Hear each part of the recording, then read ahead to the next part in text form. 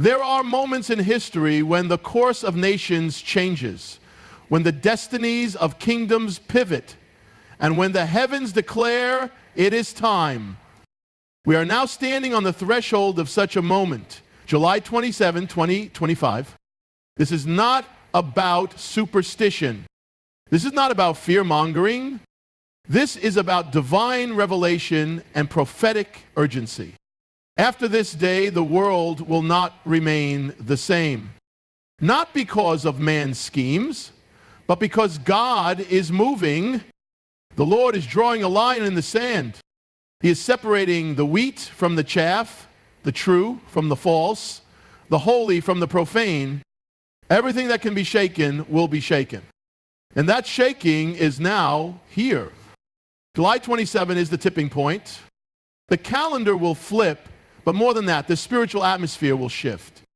You will begin to see systems collapse, hidden sin exposed, churches stripped of their coverings, nations trembling under the weight of their rebellion. There are moments in a nation's history and in the life of every believer where the clock does more than move forward. It shifts. It breaks from routine. It crosses an invisible line, a divine tipping point, a moment when what was will no longer be, and what is coming cannot be stopped. This is such a moment.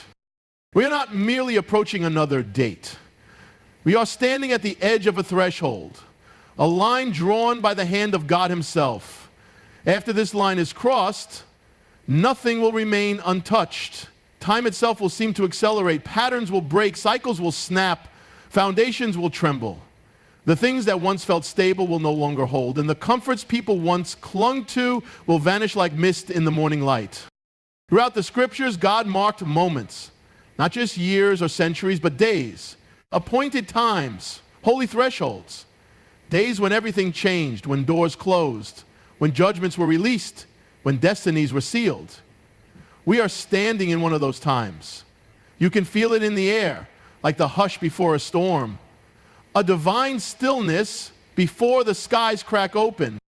What lies on the other side is not merely the result of political decisions, economic shifts, or global trends. It is what happens when a world crosses a line with God, when mercy has been extended again and again, and yet the warnings are ignored. The signs have been many, the voices have spoken, the trumpet has been sounding, but still many sleep. And now the scale has reached its tipping point, a point where the balance shifts and cannot be undone, a point where the prayers of the faithful and the cries of the prophets are weighed against the rebellion of nations and the corruption of hearts. And heaven has declared enough. This is the moment where what has been hidden will be revealed, where that which has been tolerated in secret will be judged in the open, where nations will reap what they have sown, and where the church will be called to either rise in righteousness or fall into silence. We are at the brink, the moment between the last warning and the first wave, between the final invitation and the opening of the floodgates. Time is no longer neutral. It is charged with divine urgency. It is moving toward fulfillment. It is carrying the weight of prophecy, the echo of eternity, and the fire of the Lord's zeal. This is not just another season. This is the tipping point of time. The shaking has begun. Quietly at first, like a distant rumble beneath the surface of the earth, unseen, unfelt by many. But now it grows louder. It grows stronger. What once trembled beneath is now rising to the surface. What was hidden in the foundations is now shaking the walls. The world is trembling, and most have no idea why. This is not the shaking of man. This is not a political storm or a social trend. This is the shaking of heaven upon the earth. It is the voice of the Almighty thundering through the systems of man, the institutions of power, the altars of compromise. It is the Lord Himself who shakes. And when He rises, nothing stands still. nothing remains untouched. The economy will shake, governments will shake, religious systems will shake, families will shake, churches will shake. That which people thought would never fall is already cracking. The idols that were built on the altars of pride, wealth, and fame are beginning to tremble. Thrones are slipping, towers are swaying, and the ground beneath us is no longer solid. What was once secure is now unstable. The confidence of the world is being tested. The pride of nations is being pierced. The silence of God is breaking. His voice is roaring, not just in judgment, but in mercy. Not to destroy, but to awaken.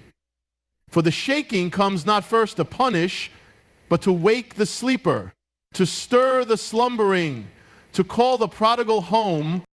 But many still don't see it. They explain it away. They call it politics. They call it climate. They call it economics. They call it chaos, but they do not call it what it is. The hand of God shaking the earth. For it is written, once more I will shake not only the earth, but also the heavens. That time has come. The systems that were not built on him will fall.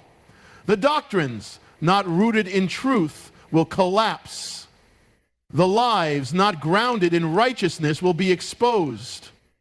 Because only that which is unshakable will remain.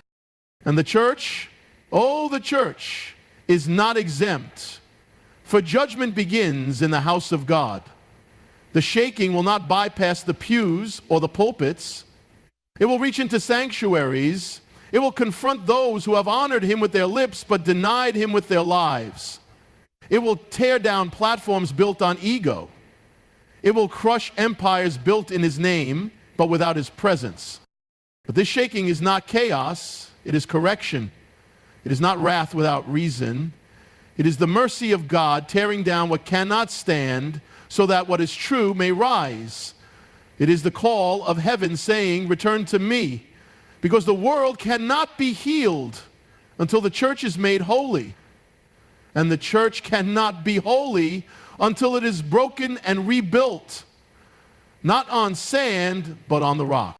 The shaking is not coming, it is here.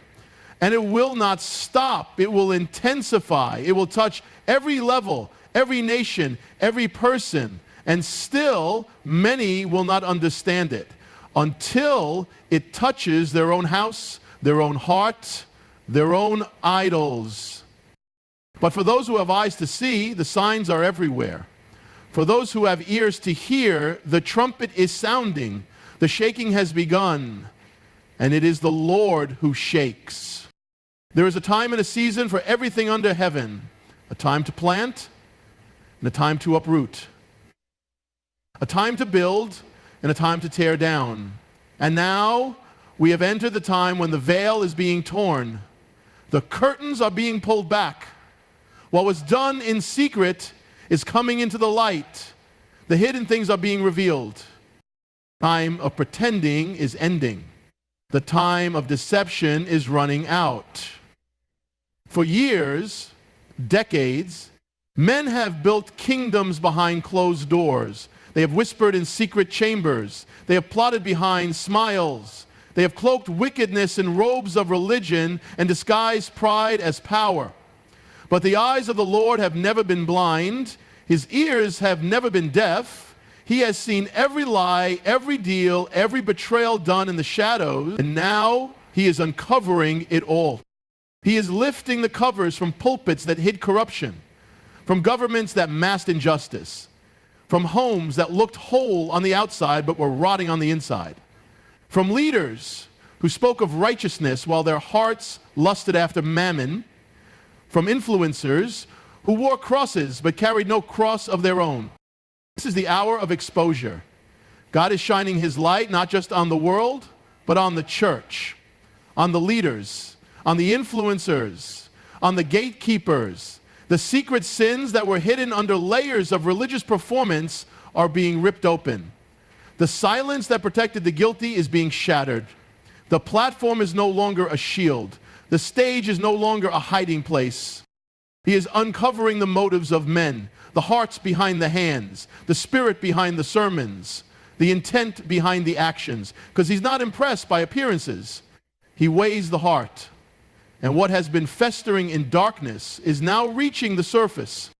Those who exalted themselves will be brought low. Those who manipulated his name will be brought to shame. And those who used his gospel for gain will be silenced unless they repent, because the Lord is not mocked. What a man sows, he will reap. And the reaping has begun. But this is not just judgment, it is mercy. For only what is exposed can be healed. Only what is confessed can be cleansed. God reveals not to destroy, but to redeem. He tears open the wound to pour in the oil. But if the wound is hidden, it cannot be healed. If the sin is protected, it cannot be forgiven. So don't fear the exposure, embrace it. For the light that exposes is also the light that saves. If he is revealing what's been hidden, it means he is still giving a chance to repent, a chance to turn, a chance to be made clean before the greater storm comes. This is why the exposure is accelerating. What was concealed for years will come out in days. What was buried deep will surface overnight, because the Lord is cleansing his house. And before he moves through the nations, he moves through his people. He is calling for purity, for truth, for holiness. And nothing hidden will survive the light that now breaks forth. The hidden things will be revealed, not someday, but now. Not later, but suddenly. Because the time of reckoning is here, and the Spirit of the Lord is uncovering all. Let me know if you'd like the next keynote expanded, Judgment Begins in the House of God, or if you want to begin formatting this as a complete prophetic message with full structure, timestamps, and visuals. Before God judges a nation, before he strikes the halls of government or dismantles the thrones of kings, he turns his eyes to his own house. Before he brings down Babylon, he walks among his temples. Before he confronts the wickedness of the world, he confronts the compromise of his people. Because judgment does not begin with the world, it begins with those who carry his name. We read the words, but seldom feel the weight. Judgment must begin at the house of God, not might, not maybe, must. Because to whom much is given, much is required. The world may not know better, but the church should. The world may be blind, but the church has seen the light. And yet, in many places, the light has grown dim. The salt has lost its flavor. The fire on the altar has gone cold. The church that was meant to be a refuge has become a stage. The sanctuary has been traded for a show. The prophets have been silenced, and entertainers have taken their place. And God will not allow it to continue. He is walking through his temple again, as he did in Jerusalem, with eyes of flame and feet of burnished bronze. He is overturning tables. He is scattering the merchandise. He is calling out the hypocrisy, the pride, the lust for power, the hunger for applause. He is not coming to visit. He is coming to cleanse. For too long, his people have mixed the sacred with the profane. They have dressed compromise in robes of grace. They have declared peace when there is no peace. They have preached comfort in place of the cross. But the Lord is holy. And what bears his name must reflect his nature. He is not impressed by the crowds. He is not moved by numbers. He is not swayed by size or spectacle. He searches the heart. He sees what man cannot see. The hidden pride behind the message, the jealousy behind the smile, the ambition beneath the worship. And he is calling it to account. This is why the church will feel the shaking first. This is why ministries are collapsing. Why leaders are being exposed, why platforms are crumbling. Because God is cleaning house. He will not share his glory. He will not allow his name to be used for self-promotion. He is purifying his bride. The days of spiritual games are ending. The hour of holy fire has come. Those who honor him in spirit and in truth will shine. But those who carry his name without his heart will fall. It is not punishment, it is purification. It is the mercy of a holy God who refuses to leave his people in their filth, who loves too deeply to let sin fester behind stained glass. And those who refuse to repent, those who refuse to let go of their idols, their secret sins, their double lives, they will be removed. Not by man, but by God. Not in silence, but in sight. Because he is not just Lord of the harvest, he is Lord of the threshing floor. He is calling his people to tremble again, not before man, but before him. To return to the fear of the Lord, to rend their hearts and not just their garments, to fall on their faces, not their platforms, to build altars, not empires. For only a holy church can stand in an unholy world. Judgment begins not in the White House, not in the courthouse, not in the nations. It begins in the house of God. There comes a moment when heaven reorders what man thought was fixed, when God stretches forth his hand and begins to rearrange, to reposition, to reassign. That moment is now. What is happening in the natural is only a reflection of what is taking place in the spirit. For the Spirit of the Lord is moving across the earth, realigning destiny, shifting authority, and preparing his people for what is to come. So now the message has been spoken, the trumpet has sounded, the warnings have gone forth. The shaking is not coming, it has begun. The exposure is not approaching, it is here. The line has been drawn, and what comes after July 27 will not leave anyone untouched. But this is not a time to fear. This is a time to return, a time to fall on our faces before the Lord, to cleanse our hands, to purify our hearts, to make ready the way for the King. Let every idol be torn down. Let every hidden sin be brought into the light. Let every compromise be cast into the fire, because God is not finished. He is just beginning, and those who are found ready will rise. Those who are rooted will remain, and those who dwell in his presence will overcome. You were not born for comfort. You were born for such a time as this. The remnant is rising. The Spirit is moving. And the windows of mercy are still open for now. So repent, return, realign, because after July 27, everything will change. And when it does, may you be found standing. Not in fear, not in confusion, but in faith, in holiness, in power. Thank you for listening. Thank you for having ears to hear. May the Lord bless you, keep you, and prepare you for what is to come.